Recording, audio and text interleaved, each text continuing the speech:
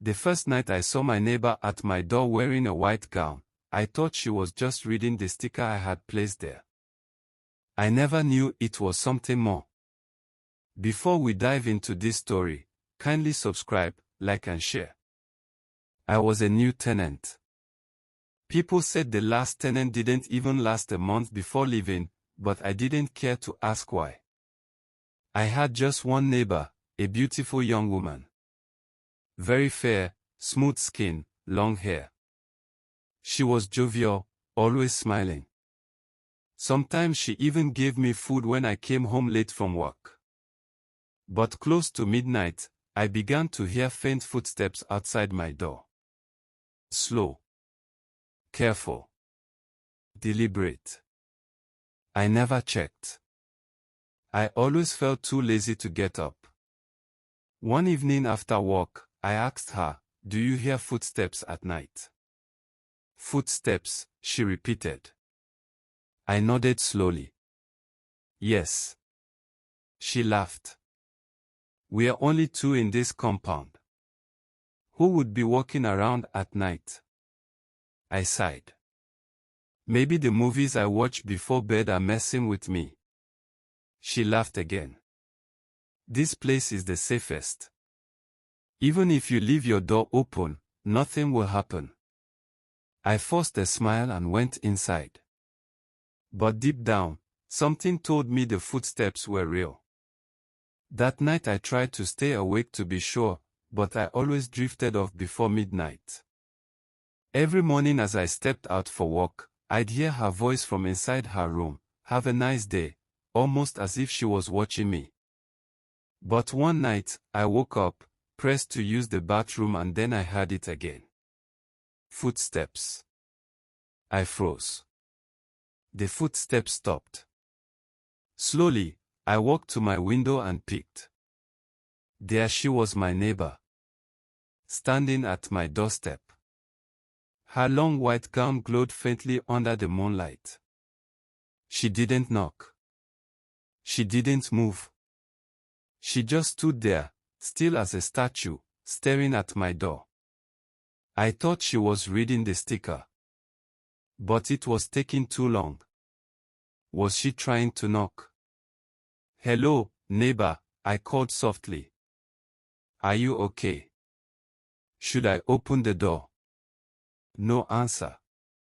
I raised my voice. "Hello, beautiful." Silence. She didn't turn. She didn't move. My heart began to race. My palms were sweating. I stood still, thinking. Then I decided to open the door and find out. Each step toward it felt heavier. I took a deep breath. Just as my hand touched the handle, the lights in my room went off. Darkness swallowed the room as the lights went off. My hand was still on the door handle. I opened it fast, but she was gone.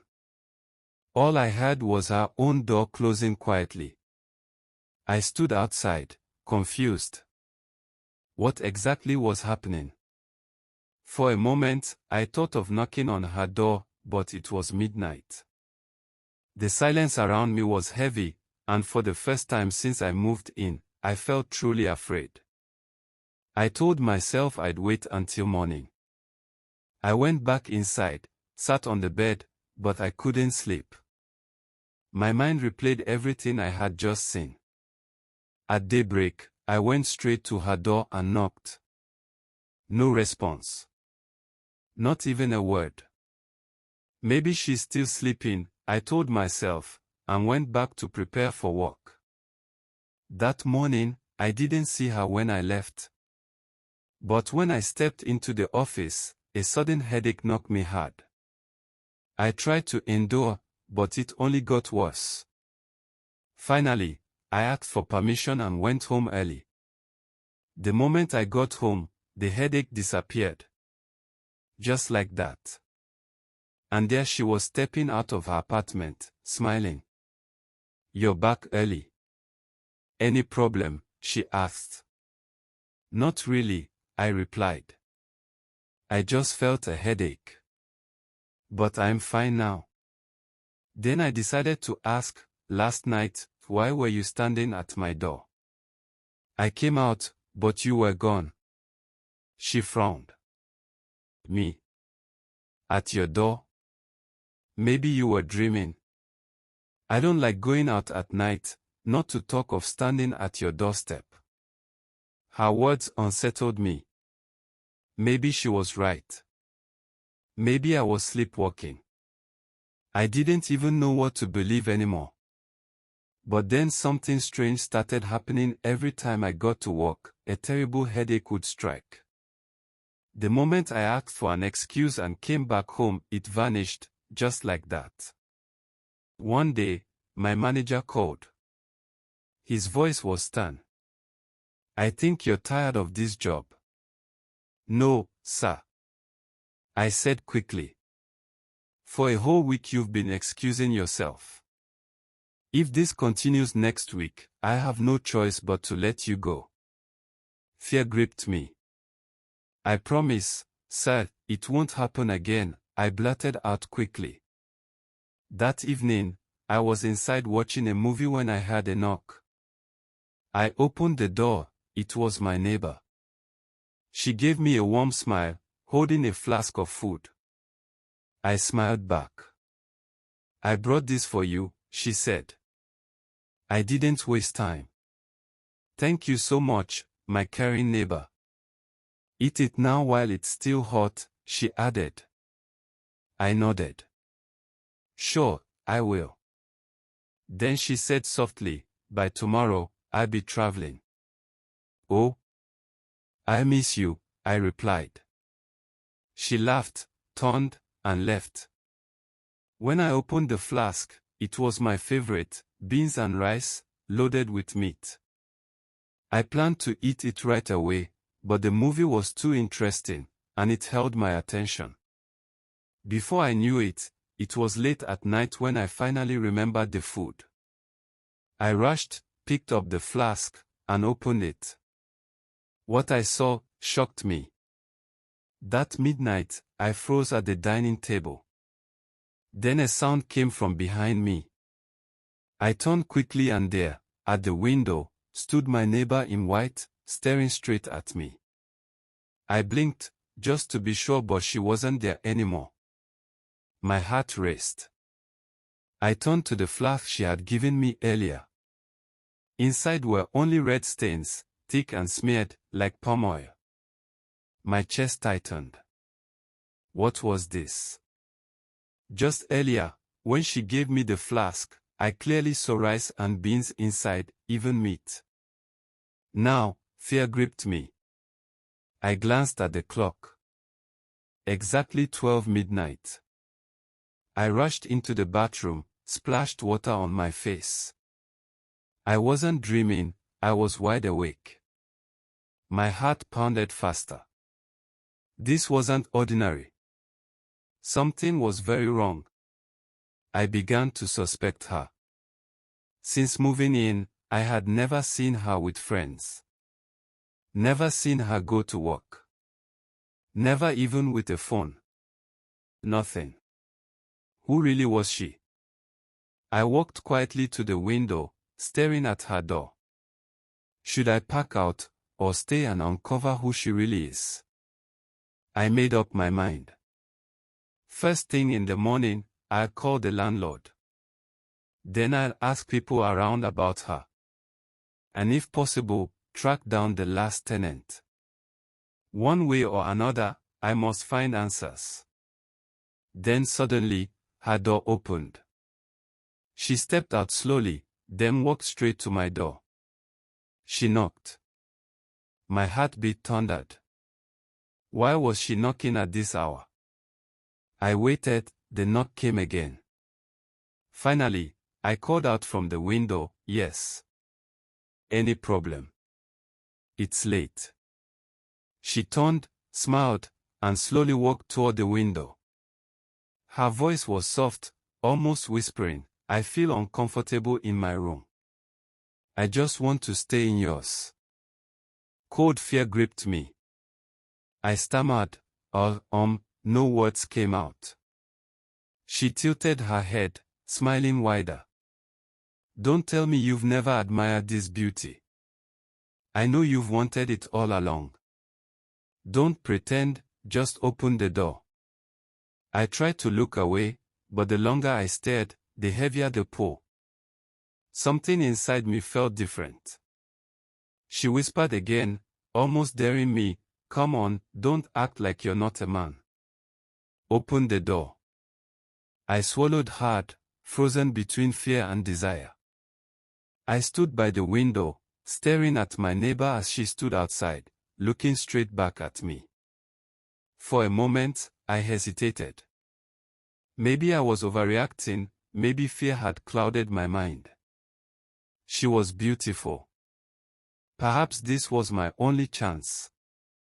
I took a deep breath, walked slowly to the door, paused, then gently turned the key and opened it. She stepped inside with a smile. I've been waiting for this moment, she whispered. I forced a smile. You should have told me earlier. She chuckled, then added, I wanted to, but anytime I came close to your door, something troubled me. I laughed it off, not paying much attention. My mind was elsewhere, already carried away by desire. Then her voice dropped, the previous tenant wasn't lucky, but you're a lucky man. Her words thrilled me. She called me lucky. I smiled uncontrollably. Without thinking twice, I let my guard down. The next thing I knew, sunlight was peeking through my window. Morning had come. I turned to my side, she was gone. My body was weak, but I smiled to myself, replaying the night in my mind. I stretched, walked to the kitchen to make tea, then glanced at the dining table. Her flask was gone. Maybe she took it, I thought. I brushed it off and went to check on her.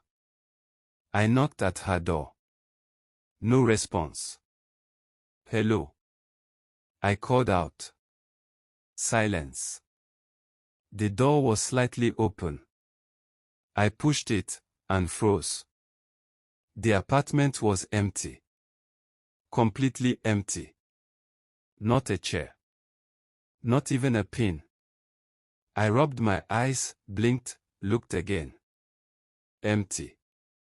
My heart dropped. Who was she? Where had she gone? What had I just done? Oh my God, I whispered.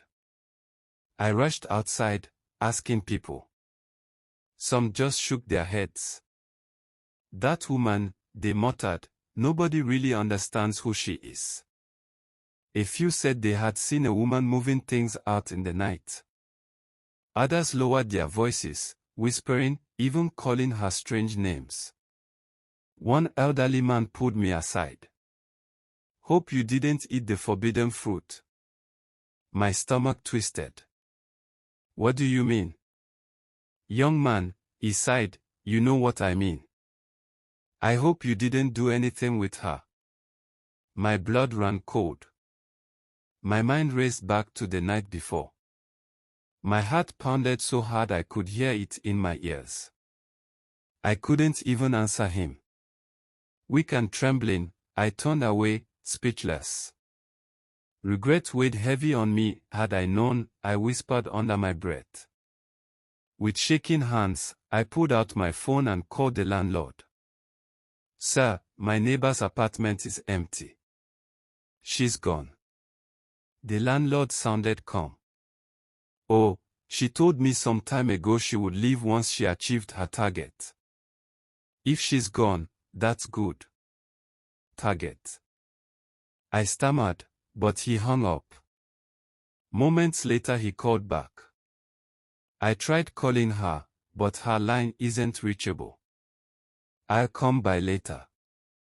I was speechless. Then my phone rang again. It was my manager. Hello. You've become very unserious, he barked. Today is Monday. No call, no text. Last week you were inconsistent. Enough is enough. I'm sorry, sir, I tried to explain. You're fired.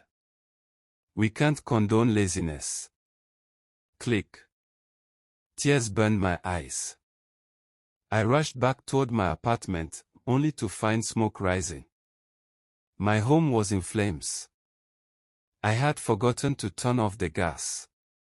I held my head, crying like a child, watching everything I had worked for vanish in minutes.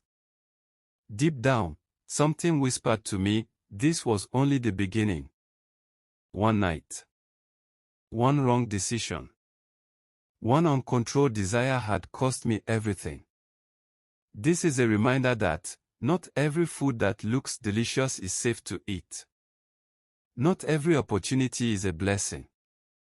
Before you trust, observe. Before you leap, ask questions. And above all, learn to control your desires.